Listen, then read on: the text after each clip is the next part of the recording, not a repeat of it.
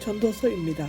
전도서는 히브리어 만화서 성경은 총 24권, 즉 율법과예언서 여러 문서들로 구성되어 있고, 여러 문서들은 다시 시가서, 두루마리, 구분되는데요. 역사서, 무엇보다 인간의 삶의 의미를 제시하려는 전도서는 초막절 제3일에 낭독되었습니다. 전도서의 히브리어 제목은 코헬레트, 즉 회중을 부르는 자, 모임에서 말하는 자의 뜻을 가지고 있습니다. 이것은 우리를 모아서 설교하는 설교자나 전도자, 전파자 등을 의미하고 있습니다.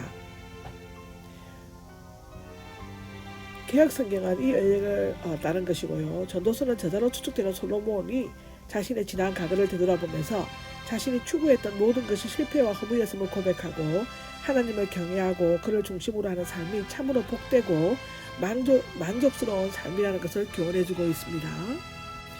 전도서 1장입니다. 전도서는 세상의 온갖 부귀한 명예와 권세를 지닌 전도자가 인생의 황혼 들녘에서 지나간 날들을 돌아보면서 인생 가운데 내재한 허무와 고울을 밝힘과 동시에 이것을 극복하기 위해 하나님을 경외함으로써 참된 삶의 진리를 깨닫게 되도록 교훈하고 있습니다. 특히 본서는 크게 두 부분으로 나눌 수 있는데, 첫째는 인생의 허물을 집중적으로 논하고 있습니다. 둘째는 허무한 인생에서 충고를 해주고 있고, 그런 인간의 허물을 극복하고 의미 있는 삶을 누리려면 하나님과 적극적인 관계를 가져야 한다고 말하고 있습니다.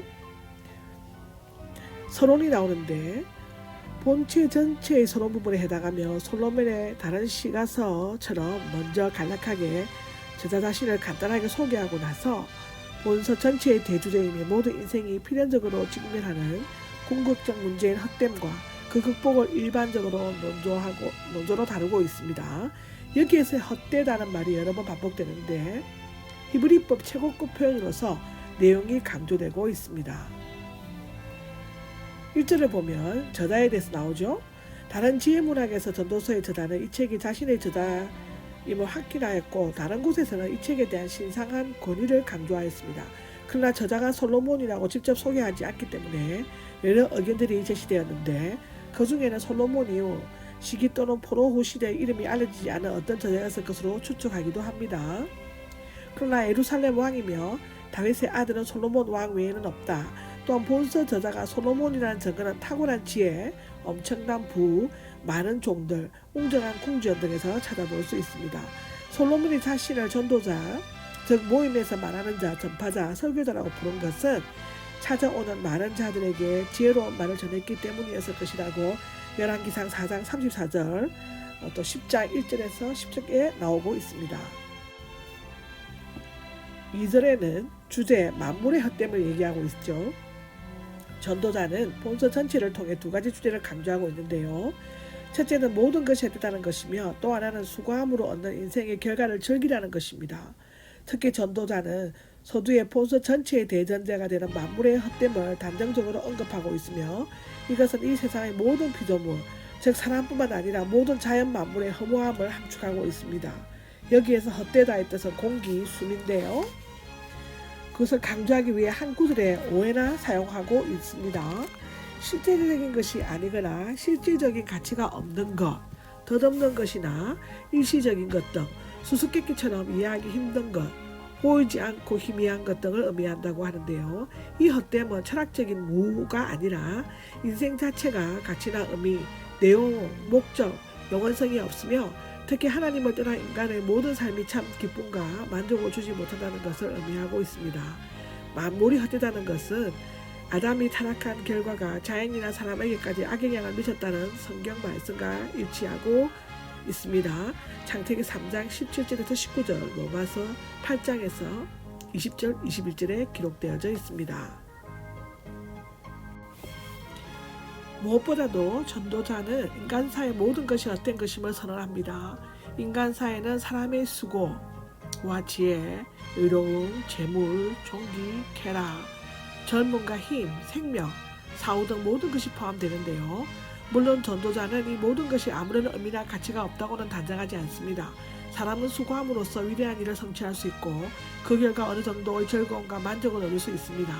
또한 지혜를 사용하면 쉽게 일을 끝낼 수도 있고, 사람의 의로움은 불의보다도 더 낫다고 기록하고 있습니다. 그렇지만 인간의 타락과 하나님의 섭리에 대한 무지, 죽음의 급박성, 죽은 후의 삶에 대한 불확실성 때문에 사람의 수고와 지혜의 의로움은 진정한 의미와 궁극적인 가치를 발휘하지 못합니다. 참으로 이 세상에서 죄와 허물을 전혀 찾아볼 수 없는 것은 하나님께서 만물을 새롭게 하시는 새 하늘과 새 땅이었다고 기록하고 있는데요. 이것은 요한계시록 21장 5장에 기록되어 있습니다. 자연에 나타난 인간 노력의 헛됨을 3절에서 11절에 기록하고 있습니다.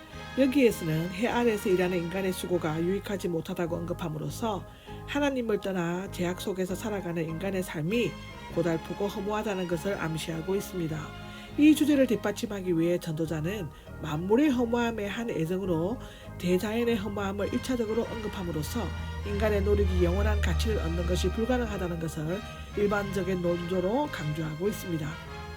그는 수사적인 질문으로 시작하여 애써 수고하는 것이 의미하다는 것, 끊임없이 계속되는 세대, 변함없이 순환하는 대자연에 비해 인생이 짧고 덧없음을 만족함이었고 인간의 한계를 영원히 극복할 수 없다고 시적인 결론을 맺고 있습니다. 3절을 보면 인간의 모든 수고는 유익이 없다라고 하죠. 유익은 전도서의 독특한 단어로 사용되는데요. 문자적으로는 남은 것, 이익, 은유적으로는 우월하거나 이로운 것을 나타낸다고 하는데요. 전도자는 부정적인 답변을 요구함으로써 자신의 견해를 논증해가는 수사적 질문을 사용하고 있습니다. 전도자는 처음부터 인간이 애써 수고한 것들로부터 궁극적으로 뛰어나고 유익한 것을 얻지 못한다고 단언하고 있는데 그 이유는 인간은 반복적이고 인류적인 세상, 즉 분명한 진보와 의미가 없는 세상에서 살고 있기 때문이라고 기록하고 있습니다. 해 아래에서는 전도서에서 많이 사용되는 단어인데요. 29번 나옵니다. 단순히 시적인 표현이 아닙니다. 여기 낮은 땅 위에서 곧 하나님의 세계와 대조되는 죄악된 세상을 가리키고 있죠. 이 단어는 종종 인간의 수고와 연관되어 사용되는데 드물게 하늘 아래, 즉 다시 말하면 천하죠. 와 동의어적인 표현으로 사용되기도 합니다. 히브리인의 관념상 하나님께 근거를 두지 않는 불신자들의 세계를 뜻하는 간용어이기도 한데 이 단어에서 전도자는 태양이 보여주는 영원한 법칙과 이를 깨닫지 못하고 요동하는 인간들의 무지와 헛됨을 대조적으로 보여주고 있습니다. 즉 창조주요 초월자이신 하나님과 올바른 관계를 맺음으로써 무한한 축복을 누리는 하늘의 영역과는 달리 하나님과의 관계가 끊어져 재성에 오염되어 무의미와 고통 속에 살다가 떠나야 하는 헛된 이 세상의 영역을 가리키고 있습니다. 짧은 인생은 영원토록 떴다가 지난 해에 비하면 실로 보잘것없고 헛된 존재가 아닐 수 없습니다. 만약 하나님께서 창조하신 만물 중 가장 고귀한 존재인 인간의 삶이 헛되고 허무하다면 다른 피조물과는 더 이상 비교할 필요가 없습니다. 인간 세대의 유한성에 대해서 4절에 말하고 있습니다. 전도자는 헛되다는 자신의 논제를 뒷받침하기 위해서 첫 번째로 인간 존재의 유한성을 인용하고 있습니다. 인간은 마치 영원히 살 것처럼 착각하고 욕심을 부리지만 인생은 오고 가는 세대의 일부분에 지나지 않으며 짧고 만족이 없는 미미하고 헛된 일시적인 존재임을 알고 욕심을 버릴 것을 가르치고 있습니다. 여기에서 세대는 문자적으로 시간의 해전인데요. 인간이 태어나서 성장하여 자녀를 낳기까지의 대략적인 기간 또는 인생사나 세계사에서 어떤 특별한 연대를 구분하는 것을 나누는 시대를 의미하며 일반적으로 약 40년, 특별한 경우에는 100년을 사용하고 있습니다. 시간적으로 한 세대는 지나가고 한 세대는 끝없이 흘러가지만 공간적인 땅은 변치 않고 그대로 서 있다고 욥기 10장 21절, 시편 39장 13절에 기록하고 있습니다. 또한 그 땅에 사는 인생도 지나가는 세대라 따라서 태어나고 또 죽어 끝없이 지나간다고 합니다.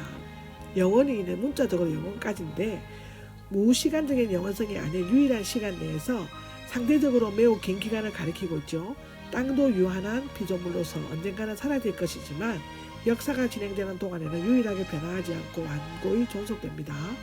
이와 같이 전도자는 시간적으로 변하는 짧은 인생과 공간적으로 변하지 않는 영구적인 땅을 대비시킴으로써 시간의 한계를 통해 느끼게 되는 인생의 허무함을 더욱 농도 깊게 표현하고 있습니다.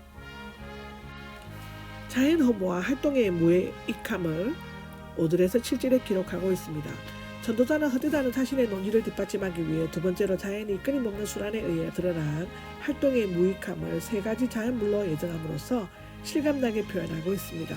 해는 끊임없이 뜨고 지면서 반복적으로 움직이기도 하지만 확고부동한 목표나 지속되는 안식에 이르지 못하며 바람도 당장은 위세가 대단한 것처럼 보이지만 결국은 꼭 사라지고 만다 하고, 또 강물은 끊임없이 바다로 흐르지만 바다를 채우지는 못하며 결국에는 흘러나왔던 그곳으로 돌아간다라고 7절에 기록하고 있습니다. 그러므로 자연의 모든 활동은 단조롭고 피곤하게 할 뿐만 아니라 아무런 진전을 보이지 못하고 확고부동한 목표에 도달하지 못한다라고 기록하고 있습니다. 이상의 신뢰를 통해 전반적으로 인생사의 허무함, 다시 말해 영원한 진리의 근본이 되시는 하나님을 인식하지 못하고 자기들만의 의지대로 살아가고자 하는 인간들의 노력은 매우 헛되고 허무할 수밖에 없다고 기록하고 있습니다. 인간의 수고와 반복에 대해서 8절에서 11절까지 기록하고 있습니다. 전도자는 자연의 끊임없는 순환에서 관찰되는 사항이 인간의 모든 수고에도 똑같이 적용됨을 논증하고 있습니다. 모든 피조물은 끊임없이 움직이며 분주하게 활동하지만 결국 궁극적인 변화를 일으킬 수가 없다라고 기록하죠. 새롭게 발생되거나 이루어지는 것은 단 하나도 없다. 사람들은 이전의 활동이나 사건 또는 성취된 일을 기억하지 못하기 때문에 새롭게 보일 뿐이다. 피조물은 어떤 새로운 창조적인 일을 행하거나 변형시키지 못한다. 자연 만물은 나름대로 활동하고 움직이지만 결과적으로는 온갖 수고를 다하고 원점으로 다시 돌아가는 순환을 반복할 수뿐이라고 기록합니다. 이와 같은 자연의 순환 과정은 세상 끝날까지 여전히 계속되어야 하므로 안식과 평안이 없고 끊임없는 단조로움과 피곤함만이 있을 것처럼 보여진다고 기록하고 있습니다. 인간의 지혜와 성취의 헛됨에 대해서 12절에서 18절에 기록하고 있는데요. 여기에서는 6장까지는 무의미하고 바람을 잡으려는 것이 무엇인가를 구체적으로 설명하면서 인간의 지혜와 성취가 헛되다는 것을 경험적으로 논증하고 있습니다. 그리고 본단락은 만물의 헛됨 가운데서 자연의 허무함을 언급하는 전도자는 자신과 연관된 일로서 지혜의 헛됨과 허무함을 논하고 있습니다.